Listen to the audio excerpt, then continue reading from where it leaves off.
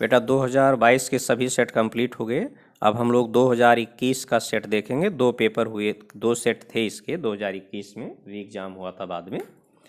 तो देखेंगे ये हमको डिफरेंशियल इक्वेशन दिया है, इसकी घात पूछी गई, मतलब डिग्री पूछी गई। बेटा डिग्री जब भी पूछा जाए डिफरेंशियल इक्वेशन की, अगर आपको डिग्री बताना, तो पहला तो काम तो ये है, आप ये देख लें कि हमारे पास जो डेरिवेटिव आया है, कोई डेरिवेटिव इनवर्स, लॉग, ट्रिग्नोमेट्री या एक्सपोनेंशियल के साथ तो नहीं अटैच है। मतलब यहाँ पर मान लो कि डिवाइड डी एक्स के साथ लॉग आ गया, या साइन डिवाइड डी एक्स आ गया, ठीक है, या sine inverse divide D x आया गया, या ई की पावर डिवाइड डी एक्स आ गया। अगर इन कोई भी डेरिवेटिव इनवर्स, लॉग या ट्रिग्नोमेट्री या एक्सपोनेंशियल के आगे लिखा हुआ है, जैसे हमने बताया आपको, तो उसकी डिग्री परिभाषित नहीं होगी। लेकिन यहाँ पर तो देखें ऐसा कुछ नहीं है, ये डेरिवेटिव है, ये डेरिवेटिव, सभी डेरिवेटिव अलजेब्रा के फॉर्म में है। दो डेरिवेटिव हैं, इस डेरिवेटिव की ऑर्डर 1 है, इस डेरिवेटिव की ऑर्डर 2 है। सबसे बड़ी संख्या क्या आई? 2। तो ऑर्डर तो इसकी 2 आ गई बेटा, ऑर्डर 2 आ गई। तो हम ये देखेंगे कि d square by d x square of y वाला जो डेरिवेटिव कितने प्लेस पर है? एक से ज़्यादा प्लेस पर है क्या? अगर एक से ज़्यादा प्लेस पर है तो सभी प्लेस की होल पावर पढ़ लें, जो सबसे बड़ी संख्या आएगी वही डिग्री हो जाएगी। लेकिन यहाँ d square by d x square of y तो एक ही प्लेस पर है, इसकी होल पावर 1 है, तो इसकी डिग्री हो गई 1, इसकी डिग्री आ गई 1, ऑर्डर 2 डिग्री 1। ये हमारा नेक्स्ट क्वेश्चन है बेटा। अवकल समीकरण लिखा हुआ है कि इसको हल करो। अब सबसे पहला काम तो हमको पहचानना होता है कि सेपरेशन ऑफ वेरिएबल से होगा, या होमोजीनियस से होगा, या लीनियर से होगा। तो देखें ये किस तरीके से लिखा है, यहाँ पर ध्यान से देखें तो इस तरीके से दिया गया है। तो चले हम लोग dx के फैक्टर्स देख लें। dx के पहले जो फंक्शन है, इस ब्रैकेट के अंदर केवल y है, इस ब्रैकेट के अंदर केवल x है, इस ब्रैकेट के अंदर केवल y, इस ब्रैकेट के अंदर केवल x, ठीक है, इनटू लगा है। देख रहे हैं ये वाला टाइप मैच हो गया बेटा, यहाँ से ये मैच हो गया।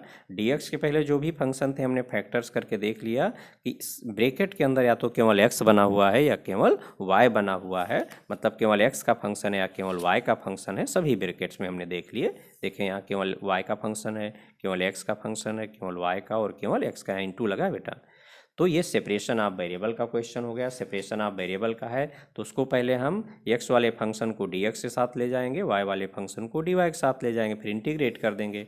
अब देखेंगे कि इसको पहले हमने पक्षांतर किया, यहाँ देखेंगे क्या लिखा हुआ है, ये dx लिखा हुआ है, तो इसके साथ केवल x वाला फंक्शन रहेगा, ये तो रहेगा यहाँ, ये y का फंक्शन है, जबकि यहाँ dx, इसको हम दूसरी तरफ भेजेंगे, यहाँ अंश में है, दूसरी तरफ ये हर में चला गया। इसी तरह से यहाँ dy लिखा बेटा, ये x का फंक्शन है, ये dy के साथ नहीं रह सकता, इसको दूसरी तरफ भेज दें, यहाँ अंश में है, दूसरी तरफ हर में चला गया। अब यहाँ cos x बटे sin x क्या होता है? cot x होता है, ठीक है। और ये यहाँ पर इतना हमने देख लिया। अब इसके लिए हमें फार्मूला देखना पड़ेगा। इधर तो ट्रिग्नोमेट्री आ गया, उधर एक्सपोनेंशियल है। फार्मूला देखोगे बेटा, कॉट का फार्मूला तो मेरे पास है, आपको रटा होगा, ठीक है। कॉट का फार्मूला सभी बच्चों को रटा होना चाहिए, log modulus sine x plus c, और ई की पावर एक्स का आपके पास फार्मूला है। जबकि यहाँ पर आपके पास जो रिजल्ट आ गया है, यहाँ जो वैल्यू दी गई है वो ई पावर अपान इतना दी गई है। सीधे सीधे फार्मूला नहीं मैच हुआ, जबकि आपको केवल ई पावर एक्स का फार्मूला मालूम है। तो उसके लिए सबसे पहले हम ये देख लें कि हमें अरेंज, मैनेज और प्रतिस्थापन दोनों एक साथ देख लो। मुझे अंश बटे हर दिख रहा, तो हम ये देख लें कहीं इसका अवकलन तो यहाँ नहीं मैच हो गया। देखोगे अंश बटे हर, इस पूरे का अवकलन यहाँ मैच, इसका अवकलन करोगे तो ई की पावर वाई आएगा, वाई के लिए करोगे ना डी वाई, यहाँ और 1 का 0 हो गया, इसका अवकलन ऊपर मैच हो गया। तो दूसरा वाला है तो प्रतिस्थापन से हो जाएगा, और यहाँ कॉट एक्स का सीधा सीधा आपका फार्मूला बन गया, क्योंकि कॉज बाई साइन तो कॉट होता है, ये फार्मूला सीधे बन गया। अब दोनों तरफ का, दोनों पक्षों का इंटीग्रेशन कर दिया गया, लिख दिया गया। दोनों सब पक्षों का समाकलन करने पर यहाँ डायरेक्ट कॉट लिख दिया गया बेटा, और समाकलन का चिन्ह बना दिया गया। यहाँ प्लस सी यहाँ लिखा जाएगा, जहाँ सी स्वैच्छाचर, जब भी सी बनाना तुरंत लिख देना, जहाँ सी स्वैच्छाचर है, स्वैच्छाचर है, ठीक है। छोटा लिखा दिख नहीं रहा होगा। अब देखें कॉट का इंटीग्रेशन, अभी आप लोगों ने सीखा कि इंटीग्रेशन कॉट एक्स का ये फार्मूला मैंने लिख दिया। कॉट एक्स का इंटीग्रेशन क्या होगा? Log modulus sine x plus c, log modulus sine x plus c, और यहाँ 1/x वाला फार्मूला लगेगा, उसका log modulus x plus c. तो ये फार्मूला अप्लाई हो गया। अब इन दोनों लॉग को एक साथ कर लें। देखें सभी प्लेस पर लॉग आया, तो यहाँ जो कांस्टेंट है इसको भी लॉग से रिप्लेस कर दिया गया, लॉग ए लिख दिया गया। अब log m plus log n का फार्मूला क्या होता है बेटा? लॉग एम इंटू एन, तो log m into n apply कर दिया गया। अब log m equal to log n चल रहा है, तो log m equal to log n है, तो m बराबर क्या होता है, n होता है। ये अगली स्टेप में m बराबर n, तो अगली स्टेप में भी हम इन दोनों को कंपेयर कर दे रहे हैं बराबर करके। तो ये कंपेयर हो गया। और मॉड्यूलस a इंटू बी सभी बच्चों को मालूम, modulus a into modulus b किसके बराबर होता है, modulus of a into b. आप यही आंसर छोड़ सकते हैं, या चाहें तो मॉड्यूलस हटा करके, क्योंकि मॉड्यूलस हटाएंगे तो यहाँ प्लस माइनस से आएगा, उसके प्लेस पर नया कांस्टेंट लिखना पड़ेगा, तो यहाँ लिखना चाहें यहीं छोड़ दें, या फिर एक लाइन और करें, मॉड्यूलस हटा के यहाँ प्लस माइनस से लिखें, ऐसे sine x into e power y plus one equal to plus minus a, क्योंकि modulus x equal to a है तो x equal to plus minus a आता है बेटा, मॉड्यूलस हटता है तो यहाँ प्लस माइनस आएगा। अब अगली स्टेप में sine x e power y plus one equal to b लिख देना जहाँ b equal to plus minus a answer हो जाएगा। यहाँ आंसर लिखना चाहे यहाँ लिख दें। नेक्स्ट क्वेश्चन है, काफ़ी मेन क्वेश्चन बेटा, बहुत ही मेन क्वेश्चन है, कई बार रिपीट हुआ है, सॉल्व करना है, लिखा है हल कीजिए। पहचान तो आपको मालूम है ना, यहाँ डिवाइड डी एक्स बना है तो ये डिफरेंशियल इक्वेशन होगा, अब तो अच्छे से पहचान आ गई होगी। अब हम लोग ये पहचानेंगे कि ये किस टाइप का क्वेश्चन है, कैसे हम इसको अटेम्प्ट करेंगे। तो इसमें क्या लिखा हुआ है, यहाँ डिवाइड डी एक्स लिखा हुआ है ना, और अगर हमारे क्वेश्चन में देखोगे डिवाइड डी एक्स है, इनवर्स लॉग ट्रिग्नोमेट्री एक्सपोनेंशियल आ गया बेटा, अगर उसके आगे वाई बटे एक्स या एक्स बटे वाई है तब तो होमोजीनियस होगा, नहीं तो होमोजीनियस हो ही नहीं सकता। चलो चेक करते हैं। यहाँ देखें, मैं सेपरेशन ऑफ वेरिएबल से शुरू कर रहा हूँ बेटा। सेपरेशन ऑफ वेरिएबल में जब चलोगे तो सेपरेशन ऑफ वेरिएबल में आपको क्या है, ये है ना, इस तरह से डिवाइड डी एक्स वाला टर्म और सभी टर्म एक तरफ ले जाएंगे, तो ये डिवाइड डी एक्स वाला टर्म है, और यहाँ बराबर के बाद ये ले जाओगे तो उधर माइनस हो जाएगा भाई। यहाँ इसको अगर हम दूसरी तरफ भेजेंगे तो इतना आ जाएगा minus one plus y square हो जाएगा, बस इतने तो होगा। यहाँ तो केवल वाई बना है और इसमें एक्स और वाई दोनों बना है, सेपरेशन ऑफ वेरिएबल से होगा नहीं, ठीक। और यहाँ देखो टेन इनवर्स लिखा है, अगर हमारे पास inverse log trigonometry exponential function आ गया तो उसके आगे एक्स बट्टे वाई या वाई बट्टे एक्स लिखा होगा, तभी होमोजीनियस से सॉल्व होगा, नहीं तो होमोजीनियस से सॉल्व हो ही नहीं पाएगा। तो ये तो टेन इनवर्स के आगे केवल वाई लिखा है, ये होमोजीनियस भी नहीं है। तो अब क्या बचा, अब केवल लीनियर बचा। हम देखते हैं किसकी पावर वन है पूरे में, एक्स की या वाई की, लेकिन जो भी इसमें एक्स और वाई में इनवर्स लॉग ट्रिग्नोमेट्री एक्सपोनेंशियल के साथ कनेक्ट होगा उसकी डिग्री नहीं पढ़ पाएंगे। तो देखें वाई तो टेन इनवर्स के साथ आया, तो वाई की तो पावर पढ़ नहीं पाओगे, एक्स की पावर पढ़ना है। तो एक्स की पावर यहाँ कितनी है आपके पास, वन है, एक ही जगह तो बना और कहीं एक्स बना नहीं है, एक्स की पावर वन है, तो ये एक्स में लीनियर होगा। और एक्स में लीनियर होगा तो ये किस तरीके से बनेगा, d x d y plus p x equal to q. ये देखें एक्स में लीनियर है तो इस तरीके से आपको बनाना पड़ेगा। चलो इसको सेट करेंगे, ये डी एक्स डी वाई, बाद में एक्स पावर वन का टर्म यहाँ ले आएंगे लेफ्ट में, और जिनमें एक्स नहीं उन सबको राइट में भेज देंगे। तो यहाँ से आप डिवाइड डी एक्स निकाल लें, पहले यहाँ से डिवाइड डी एक्स निकाल लें, दूसरी तरफ चला गया, ठीक है, इसको उधर भेज दें। स्टेप कई मैंने 3-4 स्टेप फालतू किए, जो बच्चे अच्छे से जानते हैं वो इस स्टेप के बाद डायरेक्ट स्टेप लिख सकते हैं, 2 स्टेप गायब कर सकते हैं, जिनको अच्छे से आता है कैलकुलेशन, ओके। और जिनको कैलकुलेशन फंस जाती है, गलत कर बैठते हैं, वो स्टेप बाय स्टेप चलना। इसको मैंने इधर भेज दिया। अब यहाँ से डिवाइड डी एक्स निकालो, इतना है, मुझे डी एक्स डी वाई चाहिए, क्यों, क्योंकि एक्स की पावर वन था बेटा, एक्स में लीनियर था, और जब एक्स में लीनियर है तो मुझे क्या बनाना होगा, डी एक्स डी वाई। तो इसमें दोनों तरफ को पलट दो, इधर वाला पलट दो, इधर वाला पलट दो, दोनों तरफ का व्युत्क्रम लिया गया है। और मैंने बताया है कि डिवाइड डी एक्स का व्युत्क्रम 1 डिवाइड डी एक्स किसके बराबर होता है, डी एक्स डी वाई। ये डी एक्स डी वाई जो है डिवाइड डी एक्स का व्युत्क्रम होता है, तो इसका व्युत्क्रम इतना हो गया, इस पर पलट दिया गया। अब हम ढंग से लिख लिए, इसमें देख रहे हैं ये 2 टर्म है, और ये आपके पेरेंट्स है, आप 2 भाई हैं, ये आपके पेरेंट्स हैं, पेरेंट्स तो सबके रहेंगे ना, ये आपका जो बड़ा भाई उसके भी यही पेरेंट्स हैं, आपके भी यही पेरेंट्स हैं, तो इन दोनों को अलग अलग करें, लेकिन ये आपके लिए बेस का काम कर रहे हैं, इनको ना छोड़ देना। तो यहाँ एक्स अपान इतना आ गया, और ये माइनस माइनस प्लस इतना अपान आ गया।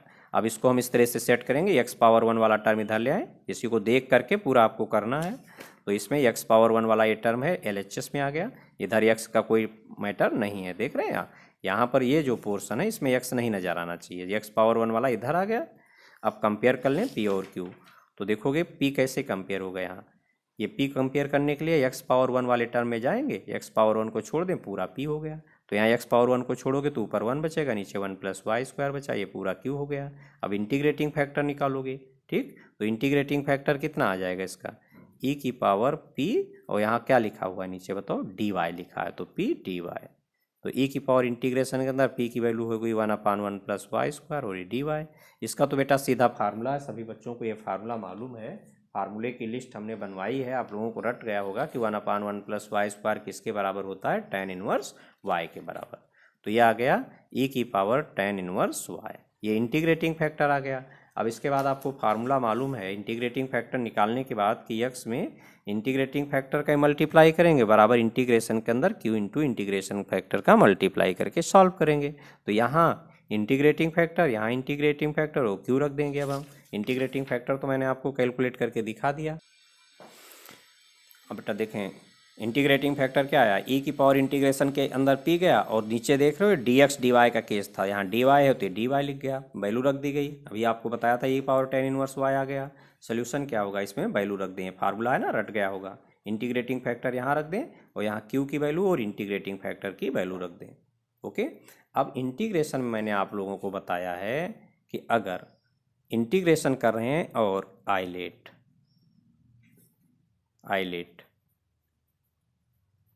अगर आपके पास अलजेब्रा का फार्मूला है, ट्रिग्नोमेट्री का फार्मूला है, एक्सपोनेंशियल का फार्मूला है, तो यहाँ पर बेटा अगर जैसे एक्सपोनेंशियल e की पावर में x होना चाहिए, अगर ये डिस्टर्ब है यहाँ पर इस प्लेस पर e की पावर में या तो x लिखा हो या ax प्लस b लिखा हो या ax लिखा हो, या तो x लिखा हो या ax प्लस b लिखा हो या a इंटू एक्स, तब तो आप डायरेक्ट निकाल लोगे।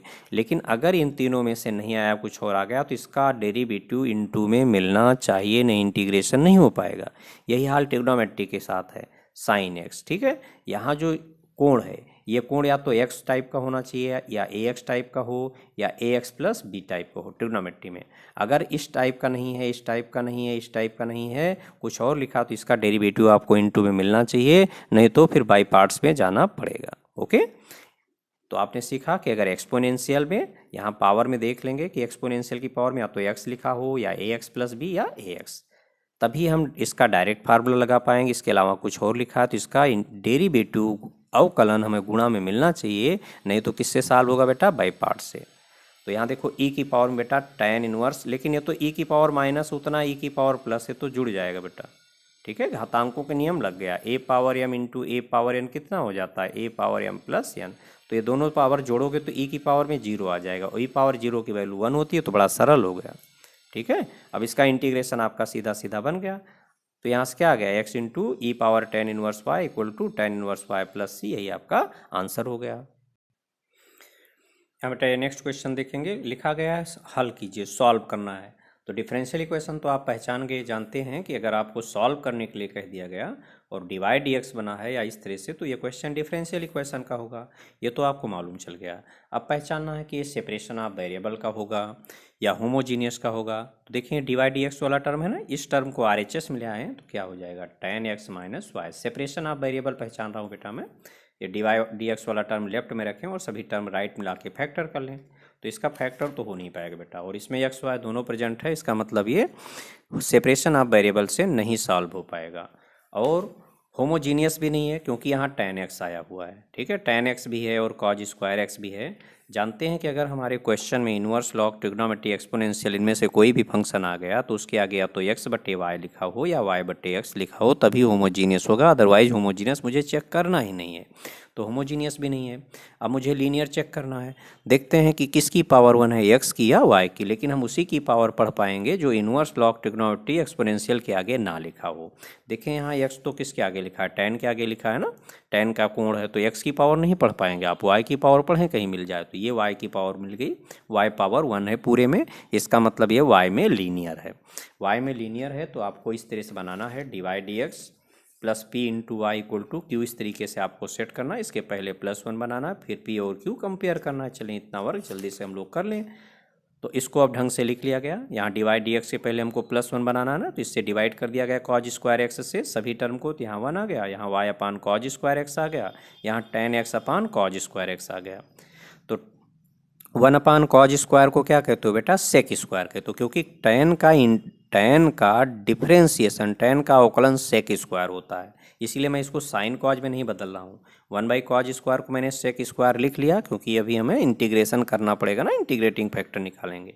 और यहाँ tan x into 1/cos square x के प्लेस पर सेक स्क्वायर x लिख लिया गया, जिससे कि बाद में जब हम इंटीग्रेशन करें तो देखो tan का अवकलन हमें गुणा में मिल गया। प्रतिस्थापन वाली कंसेप्ट, वही प्रतिस्थापन वाली कंसेप्ट आप लोगों को मैंने बताई हुई है यहाँ पर, ये, ठीक। यहाँ पर या तो इस पूरे का अवकलन यहाँ मिल जाएगा, इसके किसी हिस्से का यहाँ अवकलन मिलेगा अंश बटे हर। ये बेसिक सा छोटा सा मैंने आप लोगों को बताया हुआ है। तो अब पहले पी और क्यू तो कंपेयर करें, लीनियर है हमारा। यहाँ पर देखें dy dx plus p y equal to q, इस टाइप से मैच हो गया। पी की वैल्यू पढ़ लें, यहाँ y पावर 1 को छोड़ दें, ये पूरा p हो गया और ये RHS q हो गया है। इंटीग्रेटिंग फैक्टर आप लोग निकाल लें, इंटीग्रेटिंग फैक्टर e की पावर में इंटीग्रेशन के अंदर p लिखें, यहाँ देख रहे हैं यहाँ dx है तो यहाँ dx आ गया। तो सेक स्क्वायर का इंटीग्रेशन तो सभी बच्चों को मालूम है कि सेक स्क्वायर का इंटीग्रेशन क्या होता है। सेक स्क्वायर का इंटीग्रेशन हो गया tan, ठीक। Integration sec square x dx बराबर क्या होता है, tan x plus c. Constant क्यों नहीं जुड़े बेटा, क्योंकि हम लोग इंटीग्रेटिंग फैक्टर निकाल रहे हैं। इतना आ गया। आप जानते हो कि सोल्यूशन क्या होता है, आप लोगों को बताया गया है यहाँ कि इस केस में solution y into integrating factor equal to integration के अंदर q इंटू इंटीग्रेटिंग फैक्टर, और यहाँ dx है तो dx प्लस सी। तो यहाँ q और इंटीग्रेटिंग फैक्टर, यहाँ इंटीग्रेटिंग फैक्टर की वैल्यू रख दें। तो इसमें ये फार्मूला लिखा इंटीग्रेटिंग फैक्टर इतना आया, यहाँ रख दें। और यहाँ q की वैल्यू, ये इतनी q की वैल्यू रख दिया गया और इंटीग्रेटिंग फैक्टर की वैल्यू रख दी गई। अभी मैंने आप लोगों को बताया था कि अगर हम लोग इंटीग्रेशन कर रहे हैं और इंटीग्रेशन के अंदर आइलेट, ओके, इसका फार्मूला आपके पास है, इसका फार्मूला, इसका भी फार्मूला, लेकिन यहाँ e पावर x होना चाहिए बेटा। अगर ये पावर यहाँ x नहीं है तो क्या हो सकता है, ax प्लस b हो सकता है और a इंटू एक्स हो सकता है। अगर इन तीनों में इसके पास पावर नहीं है, कुछ और आ गया, तो उसका डेरिवेटिव इंटू में मिलना ज़रूरी है, नहीं तो यहाँ पर इंटीग्रेशन पॉसिबल नहीं हो पाएगा, ठीक है। या फिर हमें बाई पार्ट्स अप्लाई करना पड़ेगा, फिर भी हमें इस चीज़ देखनी होती है। तो यहाँ देखोगे e की पावर में क्या लिखा है, यहाँ e की पावर में यहाँ tan x लिखा है। तो tan का डेरिवेटिव क्या होता है, सेक स्क्वायर होता है, देखें, या सेक स्क्वायर गुणा में मिल गया। अगर इसका डेरिवेटिव इनटू में नहीं मिलता तो जनरली फिर इंटीग्रेशन हो नहीं पाता है। तो आपके यहाँ ऐसे दिए जाएंगे जितने भी आपके यहाँ होंगे, अगर वो डिस्टर्ब है तो इसका डेरिवेटिव इनटू में मिल जाएगा, उसके लिए आपको परेशान नहीं होना है। तो इसमें हम तुरंत यहाँ पर अब इसके लिए लिख लिया कि माना tan x बराबर t, क्योंकि इसको इंटीग्रेट तो करना है। तो सेक स्क्वायर x dx बराबर dt आ गया। अब यहाँ पर देखोगे वैल्यू रख दोगे, tan x के प्लेस पर आपको t बनाना है, तो कहाँ कहाँ tan बना, ये tan x बना है और यहाँ tan x, इन दोनों प्लेस पर t बन गया। और sec square x into d x के प्लेस पर आप dt रखेंगे तो ये सेक स्क्वायर और ये dx है, इस पूरे प्लेस पर आप dt रख देंगे तो क्या आ गया, यहाँ तो आप t बनाएंगे, यहाँ पर t बनाएंगे और इस पूरे प्लेस पर dt, इतना आ गया ना। अब इसको सॉल्व करना बेटा, ना तो इसका अवकलन यहाँ दिया है ना इसका यहाँ, दो फंक्शन है, दोनों डिफरेंट हैं, अलग अलग ब्रांच के हैं। तो आइलेट से पहला दूसरा मान लें, बाई पार्ट्स लगेगा अब यहाँ इंटीग्रेशन में सभी। अब इसमें डायरेक्ट तो हो नहीं रहा क्योंकि दोनों फंक्शन की ब्रांच अलग है, अलजबरा है या एक्सपोनेंशियल है, मिक्सअप है, और प्रतिस्थापन भी नहीं लग रहा, तो सीधे बाई पार्ट्स में जाएंगे, पहला दूसरा आइलेट के अकॉर्डिंग मानेंगे। तो इसमें देखें ये अलजबरा है और ये एक्सपोनेंशियल है, ये अलजबरा है और ये एक्सपोनेंशियल है, ठीक। एक्सपोनेंशियल मतलब चर घातांकी, जिसकी पावर में घात में चर लिखा हो, वेरिएबल लिखा हो। और ये हो गया अलजबरा, क्योंकि ना तो ये इन्वर्स है, ना तो ये इन्वर्स है, ना लॉग है, ना ट्रिग्नोमेट्री, ना एक्सपोनेंशियल, तो क्या बच गया, अलजबरा बच गया। अलजबरा है, पहले ए आता है बाद में ई आता है इस फार्मूले में, तो ये पहला हो गया, ये दूसरा। बाई पार्ट्स का फार्मूला याद होगा आप लोगों को कि ये पहला वाला बच्चा है, ये घर से बाहर टहलने निकल गया, दूसरा घर के अंदर बैठा पढ़ रहा है, अब ये घर की बदनामी करा रहा है, मतलब माइनस हो गया। ये घर में लौट के आया, मम्मी ने गेट बंद किया और छड़ी उठाई, इसकी पिटाई चालू हो गई, दूसरा कमरे में बैठा पढ़ाई कर रहा है, ठीक। और यहाँ इंटीग्रेशन है तो डी टी लिख दें, यहाँ लिख दें खंडशः समाकलन के प्रयोग से यूजिंग इंटीग्रेशन बाय पार्ट्स। अब e पावर t का इंटीग्रेशन सभी बच्चों को मालूम है कि e पावर t का इंटीग्रेशन क्या होता है, e पावर x का इंटीग्रेशन फार्मूला याद है ना, e पावर x होता है, तो वही यहाँ अप्लाई कर दिया गया। और d बाई डी टी आप t1 होता है, इंटीग्रेशन हट गया, आप t की वैल्यू यहाँ रख दें, आप t किसको माने, tan x को, तो t के प्लेस पर आप tan x रख देंगे, ओके। अब उसके बाद चाहें तो दोनों तरफ e पावर tan x से डिवाइड कर दें। ये बेटा यहाँ पर t की वैल्यू रख दी गई, t बराबर tan x था ना, अब ये हमारा लेफ्ट चल रहा था और ये राइट वाला पोर्शन है। अब e पावर tan x से दोनों तरफ डिवाइड करना हो डिवाइड करें, या यहाँ आंसर छोड़ना चाहें तो यहाँ आंसर छोड़ सकते हैं। तो दोनों तरफ e पावर tan x से डिवाइड कर दिया गया, तो यहाँ पर y बच गया और यहाँ भी e power tan x cancel हो गया और यहाँ बट्टे में e पावर tan x आ गया। अब ये ऊपर जब लाओगे तो पावर इसकी माइनस हो जाएगी, यही आंसर हो गया, ओके। और जैसे ही बेटा कांस्टेंट आप इंटीग्रेशन में c लिखेंगे, जैसे ही जोड़ेंगे, जहाँ भी जोड़ेंगे तुरंत उसके बाद कॉमा लगा के जरूर लिख दिया करना कि जहाँ c स्वैच्छ अचर है। ये बेटा 2021 का सेट नंबर 2 है। ये डिफरेंशियल इक्वेशन दिया है, इसकी आर्डर और डिग्री की बात कर रहे हैं, तो घात मतलब इसकी डिग्री पूछे हैं। तो जब भी डिफरेंशियल इक्वेशन की डिग्री पूछा जाएगा, आप लोग तुरंत ये देख लेना कोई डेरिवेटिव, इनवर्स, लॉग, ट्रिग्नोमेट्री या एक्सपोनेंशियल के साथ तो नहीं आ गया है। तो देखें यहाँ तो एलजब्रा में है, ये भी एलजब्रा में। ये क्या है, ये देखें डी बाई डी एक्स आपको आई, ये डेरिवेटिव किसके साथ आ गया, ट्रिग्नोमेट्री साइन के साथ आ गया, मतलब इसकी डिग्री परिभाषित नहीं है। तो इसका उत्तर क्या हो गया, डिग्री परिभाषित नहीं है। ओके, आंसर हो गया इसका। अगर आर्डर पूछेगा तो आर्डर तो ऑलवेज परिभाषित होगी बेटा। यहाँ डेरिवेटिव है ना, ये डेरिवेटिव है, इसकी आर्डर 1 है, इसकी आर्डर 1 है, ठीक। ये यहाँ ये डी बाई डी एक्स ये पावर पढ़ा जाता है, यहाँ ये ना पढ़ना नहीं सोचो ये आर्डर है, ये आर्डर यहाँ देखा जाता है, ये इसकी पावर। और यहाँ d square by d x square, इसकी आर्डर 2 है, तो यहाँ आर्डर 2, यहाँ 1, यहाँ 1, सबसे बड़ी संख्या 2 है, तो इसकी आर्डर जो होगी कोटि, आर्डर तो 2 हो गई, लेकिन डिग्री परिभाषित नहीं। जब भी डिग्री पूछा जाए तो आप सबसे पहले यही देख लें कि कोई डेरिवेटिव, इनवर्स, लॉग, ट्रिग्नोमेट्री या एक्सपोनेंशियल के साथ तो नहीं, अगर आ गया तो उसकी डिग्री परिभाषित नहीं होगी। और अगर अलजेब्रा में है तो डिग्री पढ़ने से पहले आपको सभी आप जो डेरिवेटिव हैं उनकी होल पावर में पॉजिटिव इंटीजर बनाना पड़ेगा, तभी आप डिग्री पढ़ पाएंगे, ठीक है। और डिग्री के लिए पहले आपको आर्डर निकालना होता है, खूब प्रैक्टिस किए हैं। ये क्वेश्चन देखें, काफ़ी मेन क्वेश्चन बेटा, इस कंसेप्ट पर अक्सर क्वेश्चन दिए जा रहे हैं। ये अवकल समीकरण को सॉल्व करने के लिए कहा है, व्यापक हल पूछा, मतलब जनरल सॉल्यूशन, उससे कोई परेशानी नहीं होनी है। अब इसको देखोगे, सबसे पहले तो पहचानेंगे सेपरेशन ऑफ वेरिएबल से होगा कि नहीं होगा। तो ये डिवाइड डी एक्स का टर्म है, इस टर्म को इधर ले आओ तो क्या आ जाएगा, sine x minus 2y, x y दोनों प्रेजेंट हैं, इसका मतलब सेपरेशन ऑफ वेरिएबल से नहीं हो पाएगा। होमोजीनियस देखें बेटा, यहाँ साइन आ गया। अगर inverse, log, trigonometry, exponential, inverse, log, trigonometry, exponential, ठीक है, ये इनवर्स, लॉग, ट्रिग्नोमेट्री, एक्सपोनेंशियल, इनमें से कोई भी फंक्शन आ गया तो इसके आगे या तो x अपान वाई लिखा हो या y अपान एक्स, तभी होमोजीनियस हो सकेगा, अदरवाइज होएगा ही नहीं।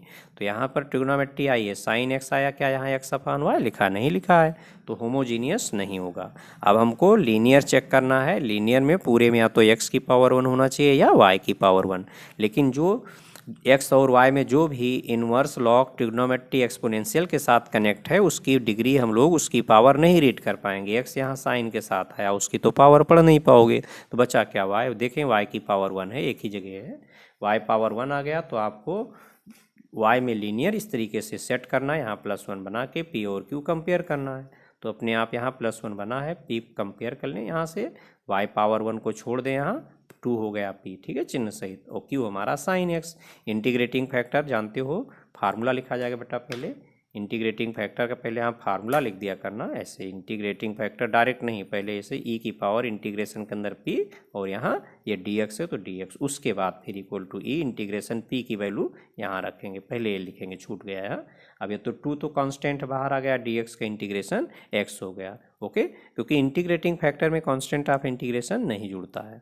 अब फार्मूला सभी बच्चों को मालूम है कि ये फार्मूला इस तरीके इसका y into integrating factor equal to integration के अंदर q इंटू इंटीग्रेटिंग फैक्टर, और यहाँ dx है तो यहाँ dx प्लस c। अब इसमें इंटीग्रेटिंग फैक्टर q और इंटीग्रेटिंग फैक्टर की वैल्यू रख दें, integrating factor e power 2x है, ये इतना आ गया इंटीग्रेशन के अंदर, और इसका आप लोगों को फार्मूला बताया गया है, ये फार्मूला बेटा यहाँ पर बताया हमने ना, ये e power ax into sine b x और e power ax into cos b x, इसका इंटीग्रेशन का डायरेक्ट फार्मूला है। इसी फार्मूले में a और b को कंपेयर करके रखते हैं, तो a की वैल्यू यहाँ देखेंगे 2 है और b की वैल्यू 1 है, तो a बराबर 2 और b बराबर 1 इसी फार्मूले में रख दें, ये a की वैल्यू हो गई, ठीक, यहाँ पर a की value e power ax a हो गया, और साइन बी एक्स यहाँ b हो गया, तो b की वैल्यू तो 1 है और a की वैल्यू 2, इस फार्मूले में रख दें, ये अपने आप आ गया। अब यहीं पर चाहें तो छोड़ सकते हो, चाहें तो e पावर 2x से डिवाइड कर दें, ओके। काफ़ी मेन क्वेश्चन है, फार्मूला खूब अप्लाई हो रहा है, तो थोड़ा इसको मैं और सिंप्लीफाई कर दे रहा हूँ बेटा। 4 + 1 कितना हो गया, 5 हो गया ना, तो 5 से हम बोथ साइड्स यहाँ देखोगे ये किसकी वैल्यू चल रही है, ये चल रहा है y into e power 2x की, यहाँ देखो तो ये y into e power 2x की वैल्यू चल रही है, ठीक, यही तो चल रहा है। अब यहाँ अपान में देखो ये 5 है, 5 से मैं मल्टीप्लाई कर दूंगा सभी को, उसके बाद हम e पावर x से दोनों तरफ डिवाइड कर दे, चाहो तो यहीं छोड़ दो, कोई दिक्कत नहीं, मार्क्स मिलेंगे। तो देखें अपान में 5 था, मैंने 5 से सभी को मल्टीप्लाई किया बेटा, यहाँ 5 सी आ गया, जबकि यहाँ अकेला कांस्टेंट लिखा जाएगा तो इस पर अकेला लेटर ए बना दें और लिख दें कि ए किसके प्लेस पर लिखें, 5c के प्लेस पर। अब e पावर 2x से डिवाइड करना चाहें तो डिवाइड कर दें सबको, तो यहाँ e पावर x से डिवाइड करें, सॉरी e पावर 2x से डिवाइड करेंगे तो यहाँ 5 आएगा, और यहाँ पर e पावर 2x से डिवाइड करेंगे तो 2 sin x minus cos x बचा, ये 2 sin x minus cos x लिखा है, प्लस इसमें e पावर 2x से डिवाइड करोगे तो a upon e power 2x आएगा। अब इसका क्या मतलब हो गया, a into e power minus 2x, ठीक है। तो यहाँ a into e power minus 2x लिखा है। और ये क्वेश्चन बेटा ये आप लेक्चर नंबर 6 में सीख चुके हैं, वहाँ से आप तैयार करेंगे। बहुत मेन क्वेश्चन, कई बार ये कई सेट में पूछा जा चुका है। लॉन्ग क्वेश्चन में कभी 8 नंबर में आया है, कभी 5 नंबर में, कभी 4 नंबर में, कभी 2 नंबर में दे दिया गया है, तो इसलिए इसको वहाँ से। तो आप लोगों ने यहाँ पर इंटीग्रेशन की टेक्निक्स भी सीखी हैं। इंटीग्रेशन में जब भी हम यहाँ देखेंगे आइलेट से ही हम समझाते हैं बेटा, ठीक। एलजब्रा, ट्रिग्नोमेट्री, एक्सपोनेंशियल, इन्हीं 3 के मेरे पास फार्मूले हैं, ओके। तो अगर यहाँ पर जैसे इंटीग्रेशन के अंदर e की पावर, अब e पावर x है, या तो यहाँ पावर में x हो या ax हो या ax प्लस b हो, तभी हम डायरेक्ट फार्मूला इसका अप्लाई कर पाएंगे। अगर इन तीनों में से कुछ नहीं है तो इसका डेरिवेटिव हमें इनटू में मिलना चाहिए, नहीं तो इंटीग्रेशन जल्दी पॉसिबल नहीं होता है। ये चीज़ ध्यान रखेंगे, अगर मैंने पिछले लेक्चर में कुछ और बताया हो तो यही रहेगा, ठीक है। इसी को तैयार करना इसी तरह से। यही हाल ट्रिग्नोमेट्री के साथ है। ट्रिग्नोमेट्री मान लो साइन है तो यहाँ एंगल x हो या ax हो या ax प्लस b हो। अगर इसके अलावा और कोई कोण है तो इसका अवकलन, इसका डेरिवेटिव इनटू में मिलना चाहिए, नहीं तो इंटीग्रेशन पॉसिबल नहीं हो पाएगा। वहाँ बाई पार्ट्स लगाएंगे तब भी नहीं निकल पाएगा वो, ओके।